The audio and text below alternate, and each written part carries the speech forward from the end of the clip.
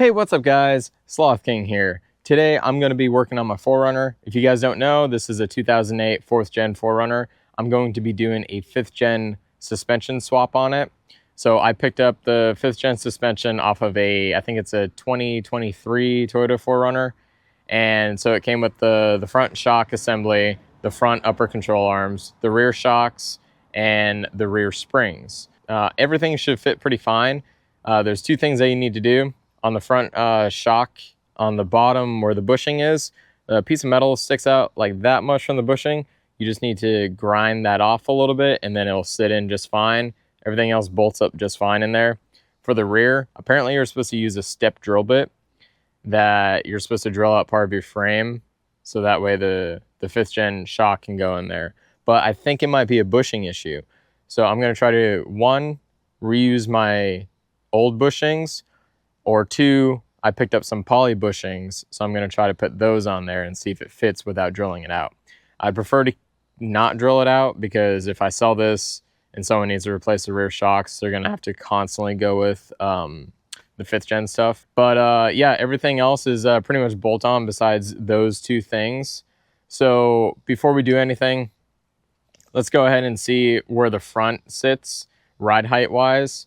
I have been noticing that it is bouncing a little bit more than usual, and I can tell that the front is sagging just a little bit.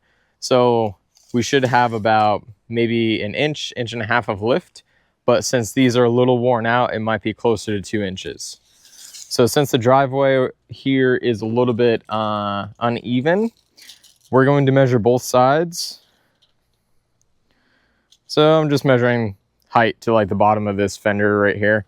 So it looks like it's right at 43, maybe a little bit under. Let's see what the driver's side looks like. Yeah, pretty much about the same. All right, so we're gonna see what that looks like afterwards. So while I'm at this, I picked up some front sway bar end links. So I'm gonna be putting those in as well. If you guys haven't replaced those, you might as well pick some up while you're doing this. So without further ado, let me go ahead and jack up the front end and take the wheels off, and then I'll show you what we're going to be I'm gonna show you what we're gonna be I'm gonna show you what you're gonna need for this. God, it's hot out today. It's like 100 degrees, so I'm feeling it. All right, let's get into it. So first things first, you're gonna need a jack, some jack stands. You are going to need some wheel chocks. You definitely want a torque wrench, an impact gun if you have it. If not, then that's okay. You're gonna need a few different types of sockets all the way up to like 22 millimeters. You're gonna need a breaker bar. You're gonna need a big hammer of sorts, some pliers, some pry bars, some wrenches, and then you're gonna need some more pliers, a couple cotter pins for the castle nuts that we're going to be taking off. Preferably some gloves so you don't get your hands dirty, but if you don't care about that, then skip that part. And then you're going to need the new suspension components. So here are the front shocks, here are the front upper control arms, and here are the rear shocks. And actually I forgot to bring out my rear springs that I got with it. So pretend that you see rear springs right there. Oh, look at that. There's the rear springs. So you're gonna need those too. You will need a spring compressor, so that way we can put our rear springs in a little bit easier. I also forgot to mention that you will need the angle grinder for these front shock bushings right down here. This is what we're going to shave a little bit off of. You can go ahead and rent that from your local auto parts store. And then I'll pop up the torque settings whenever we go through all the stuff. And that's pretty much about it. And yeah, so let me go ahead and throw it up in the air and let's get to it. All right, guys, so now that we have our wheel off and we have everything in sight, since I don't have the front nuts for the top of the shocks, I'm going to take these, just take one off real quick, and then make sure that I can thread it on there before we move any further. So it's just gonna be a 14 millimeter, and hope you guys can see everything. All right.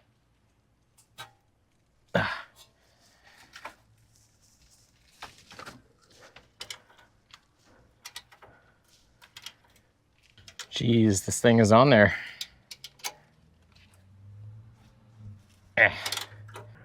I don't think the camera on top of my head is going to do much justice, but there's Going to be a nut here, here, and then one right on that back side. All right, guys. Hey, it does fit. That was a pain to get off. There was some rust around the threads. So before I move any further, I'm going to make sure that I can take all of the nuts off on this side and the driver's side. And then once I know that those are off, we can move forward with this. So let me tackle that and then let's get right back into it. All right, guys, so I got these nuts loose up here and I got the rear one. The rear one is probably the worst one to do. I got the driver's side one off already just in case, you know. So I figured it's only fair that I show you exactly how I'm doing this since this is such a pain. You can't really get a breaker bar back here because this piece of metal is just in the way. I had to use a wrench, put it back there, and then just attach another one on the other end and just pull as hard as you can. And then right now I have one of those ratcheting wrenches just right here, and you got to wedge it on there, push it, pull it back, and do the same thing. So this is what I've been doing for the past like 10-15 minutes. I highly suggest getting the rear nuts off first, and then once you get those off, these two front ones will be a field day to do. So without boring you guys, I'm going to continue getting this off. Once that is off, we can go ahead and continue taking all this stuff off. All right, guys, I finally got all of the shock nuts off. This took about 30 to 40 minutes. It was such a pain in the butt. Make sure you take these off first before you take anything else off because this is such a pain in the butt. All right, so now what we can do, we can take off our sway bar end link. We're going to have to remove our tie rod so that way we can unbolt the shock. Since this is four-wheel drive, we will need to take out the actual sway bar, which is just 2 bolts on either side for these bushings. So once this comes off, you can take this off and then it'll slide right off because since we have a front CV axle up here, we can only take the shock out this way. So this is in the way and this is in the way as well. Well, maybe I don't have to take this off. I'm going to leave the tie rod on first, but I'm going to take off the sway bar so that way I can see if I can just drip it out or droop it out and then pull it out like this. So let me slap you on my head and let's start doing this. All right, this is a 17 millimeter.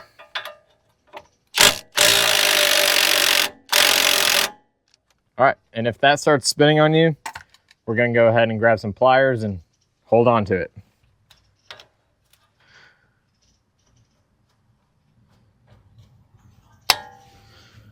All righty, let's see if we can stop it from spinning.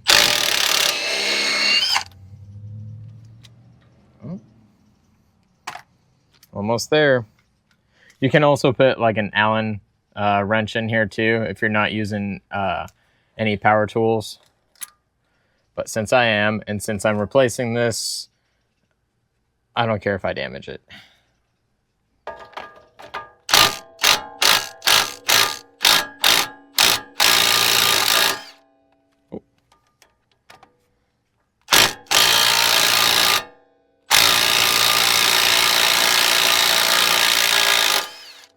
There we go. Oh, that's toasty. Ooh, that's hot. All right. Let's do the driver's side real quick, and then we will take off our actual sway bar.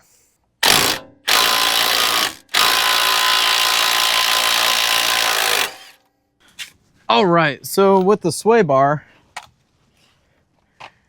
oh God, the sun. All right, so you're gonna have a bolt here, here, and on the other side as well. For the front one, you only have to take out just a little bit, but the rear one, you're gonna take out the full bolt. That way, when we put it back on, it's a lot easier to just align.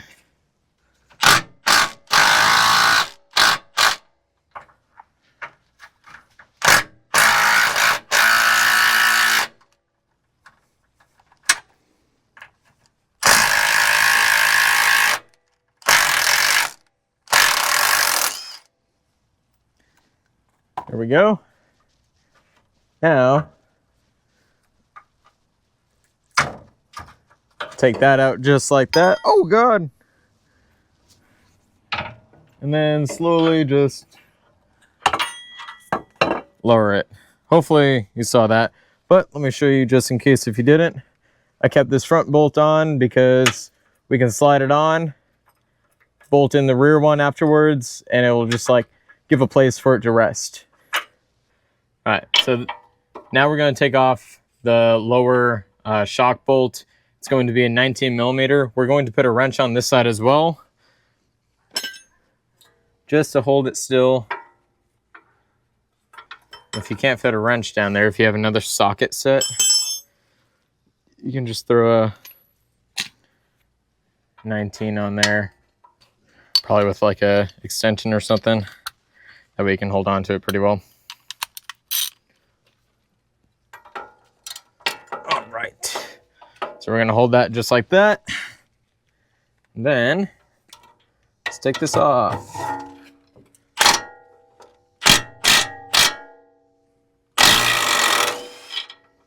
There we go. Don't lose the nut in the washer.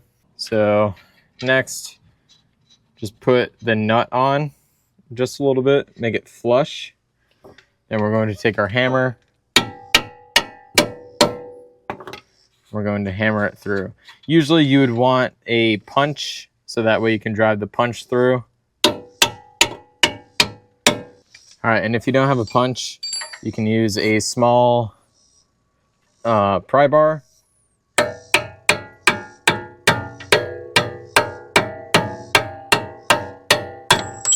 Punch that through.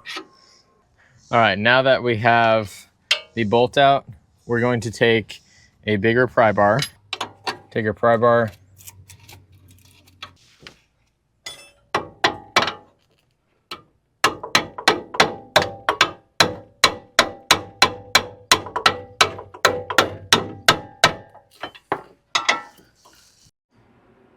All right, sorry guys, the camera died when I finally got this out. I just kept prying on this camber bolt, and then afterwards I pushed down on here and it finally popped out.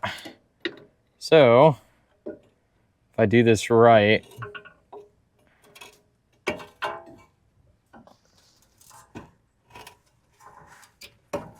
I can actually slide this, hopefully without tearing my boot, slide this sideways underneath. Ha ha ha. All right, so that's out. Let's go ahead and compare this.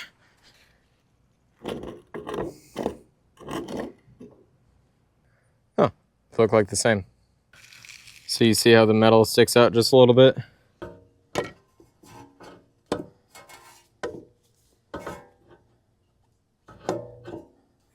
I do have to take off the tie rod, so let's go ahead and take that off. Use your calcium nut, put this on here. I'm actually going to try to hit the side.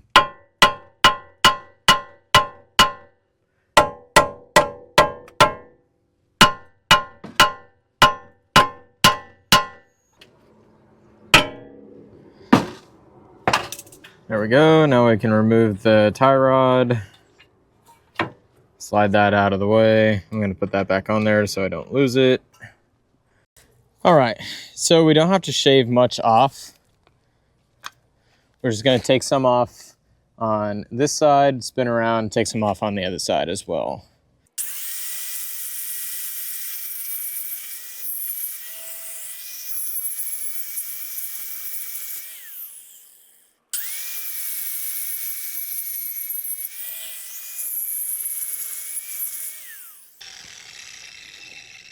All right, let's try that.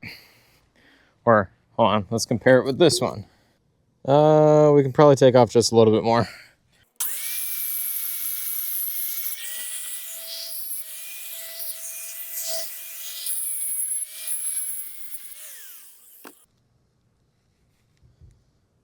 There we go. All right, now let's install it.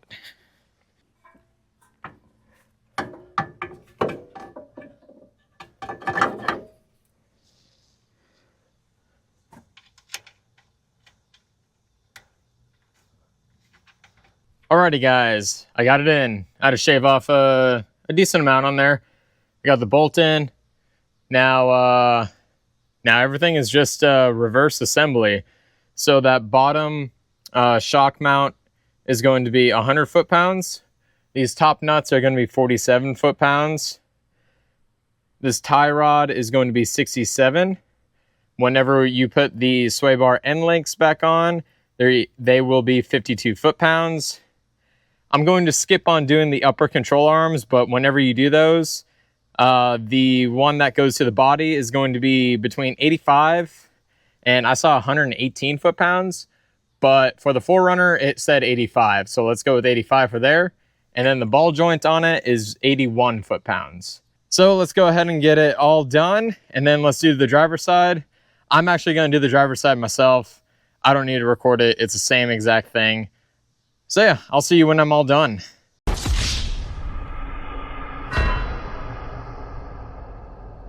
Alrighty guys, it is day 2 and I ran out of light yesterday when I was finishing this up. So I couldn't show you exactly how it turned out. But I got the fronts all done. I did gain a little bit of height.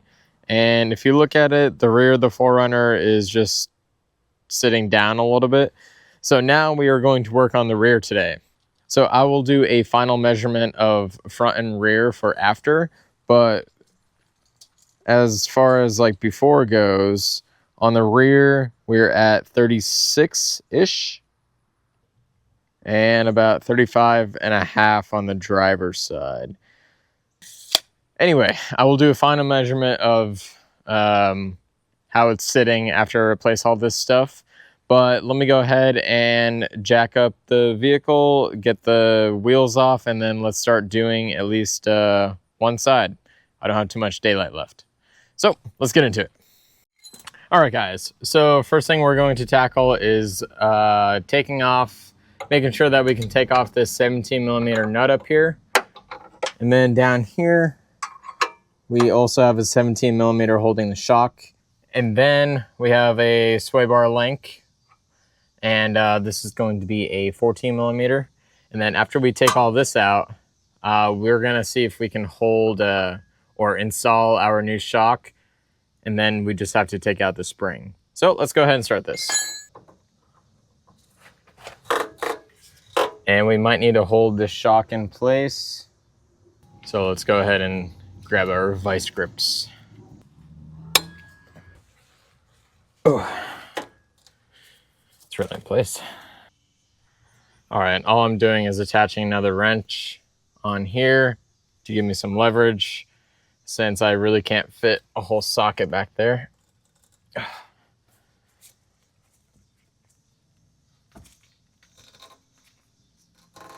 Jesus. Maybe if I turn that enough, get that to just stick right there.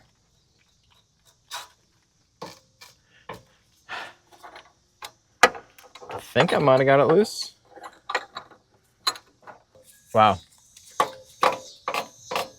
This whole shock body is like moving. All right. Well, let me figure out if I can get something to grab onto this a little bit better. I'll be right back. All right, guys. I am starting to get it right now. So I grabbed a smaller pair of vice grips and I really clamped it down. Now it's coming off. All right, when we take that off, we will move on to the next step. All right, guys, so I fought with this thing for like 30 minutes. It took forever to take that off. There's not a whole lot of clearance to fit a wrench once it gets to the halfway point. So it's just a long process for that. But now that we're at this point, we're going to unbolt this bottom bolt for the shock. It's a 17mm, and then we're going to try to fit our new shock in before we do anything else. All right, so let's go ahead and take this off real quick.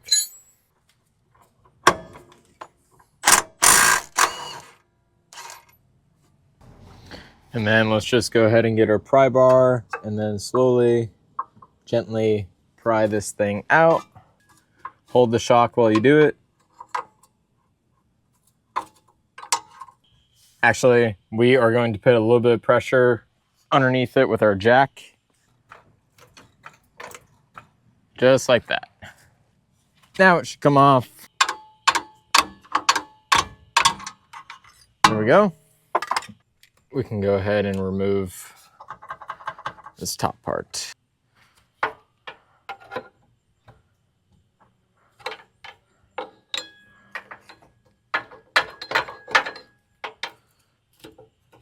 This bushing might be stuck. All right, what is keeping you from popping out?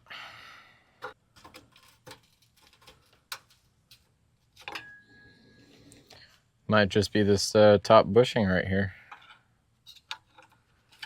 Come on, you.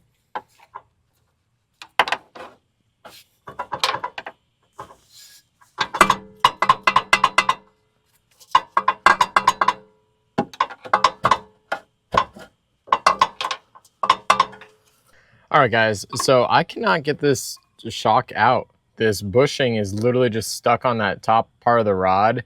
So I've been spraying it with some PB Blaster, trying to loosen it up with the pry bar, and nothing. So I might have to just let this soak for a few days. I'm gonna do the same thing with the other side.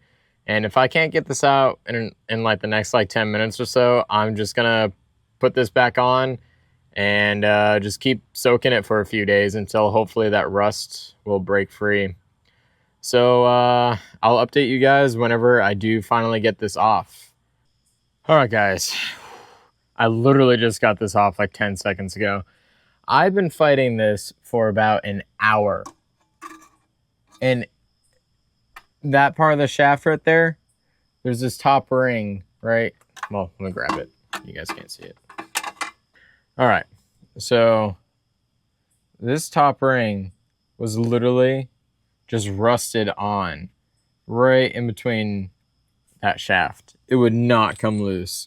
I was prying on it and everything, and oh, I had so much PB Blaster that I put on it.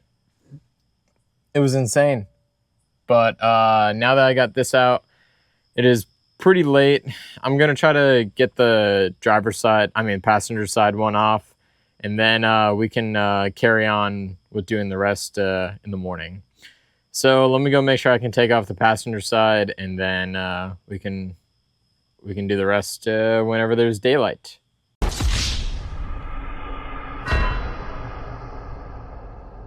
All right, guys, it is the following morning, and last night I did actually get both shocks out.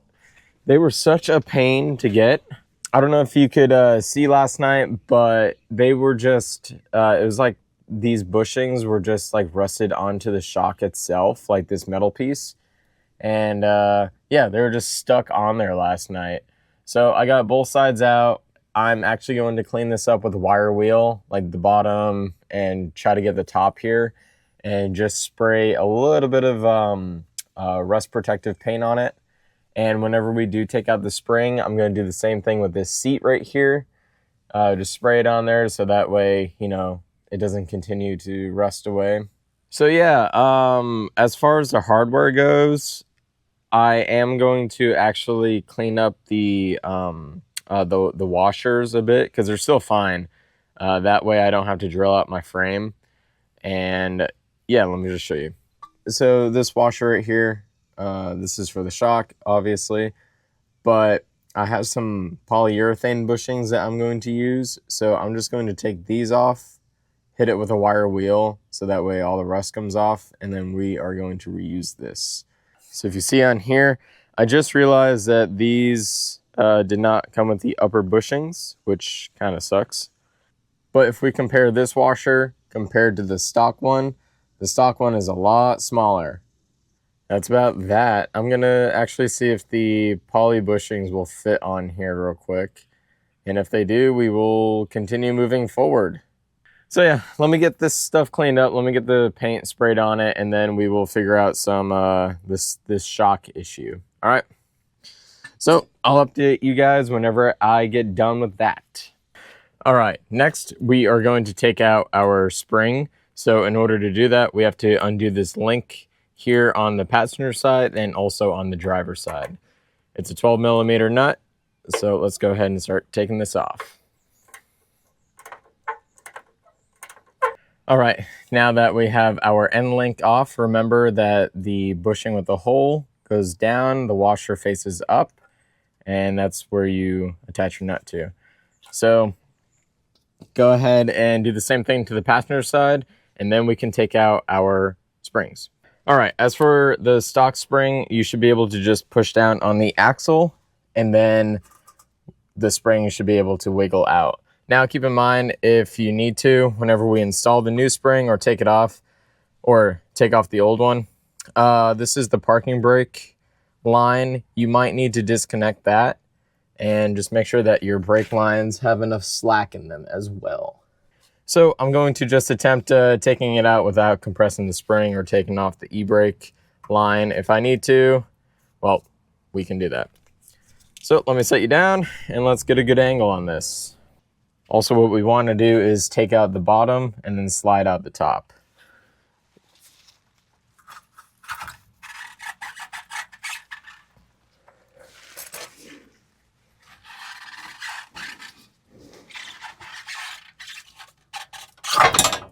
All right, there we go.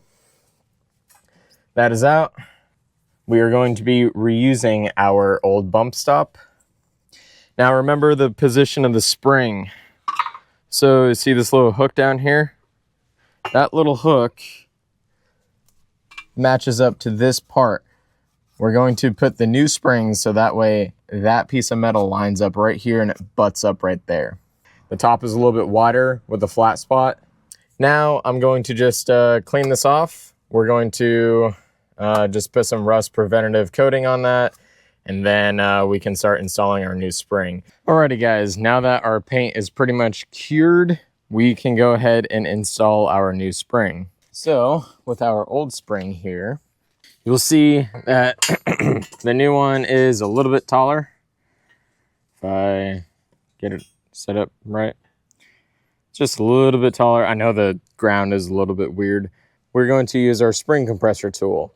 Now these can be pretty dangerous if not used properly, but it is pretty straightforward. So we're going to have these lockout pins that we pull out.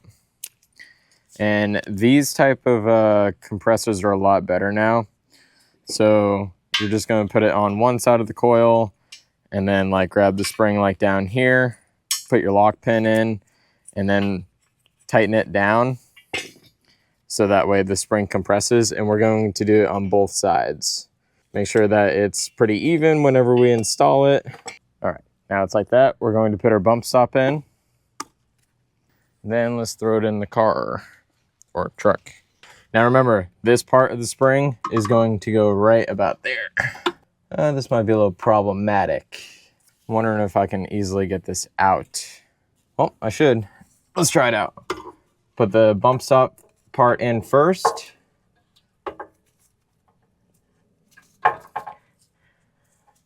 Push down on the axle a little bit. Get this up and over there. Let that sit right there. And let's get an under view for you guys. All right.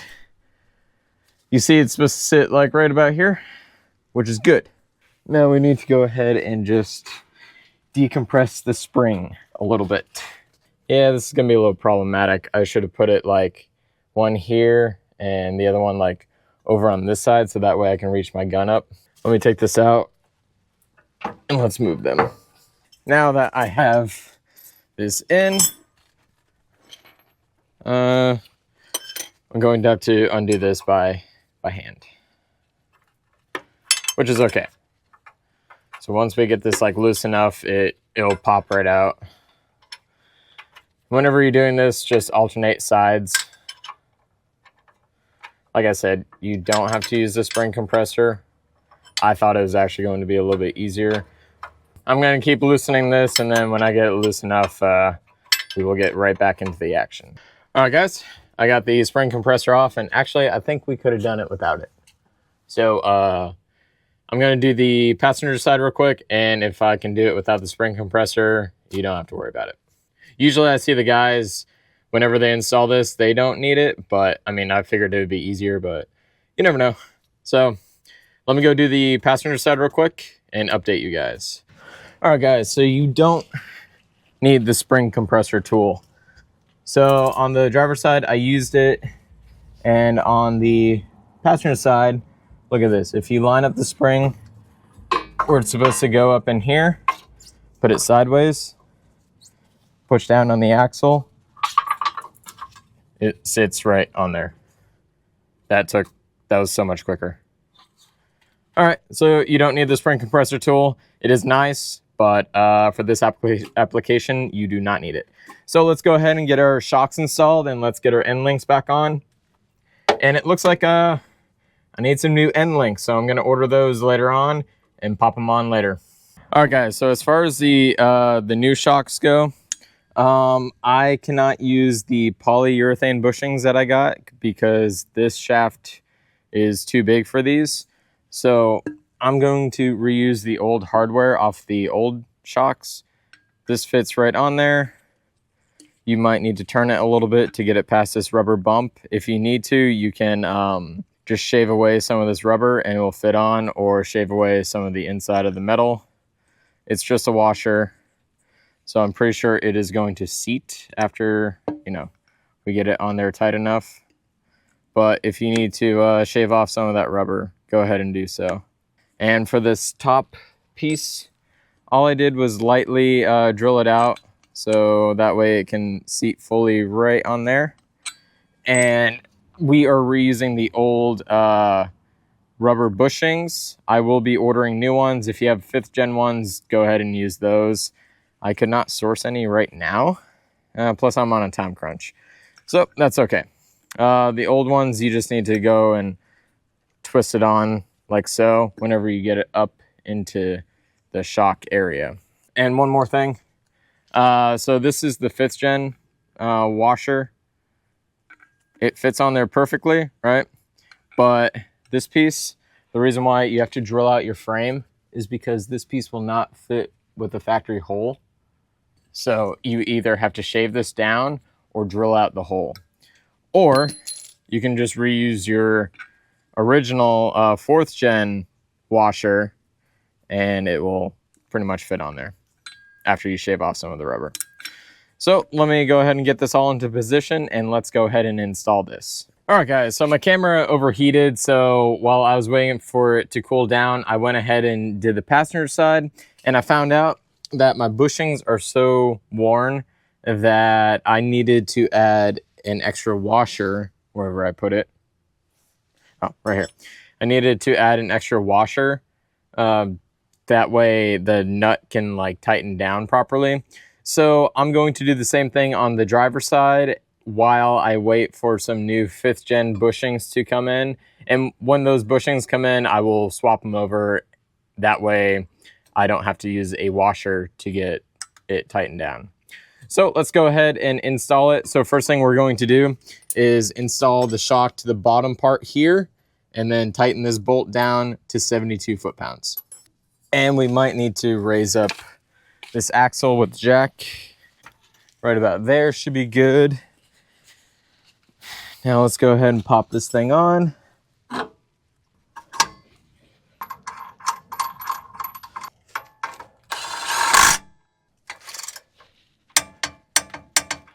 All right, that's torqued down. Let's get the rest of this installed.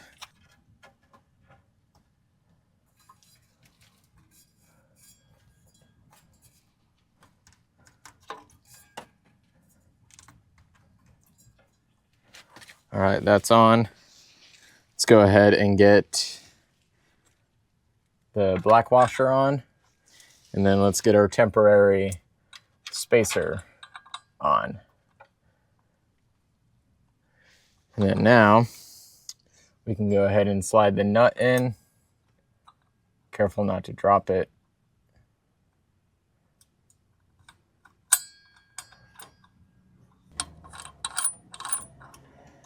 And remember, this is supposed to be around 17 to 20 foot-pounds, but since you can't get a socket on there, you're gonna have to do your best judgment.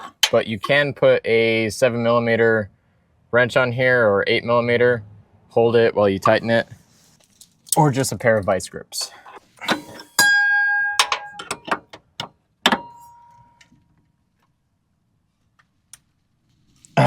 There we go.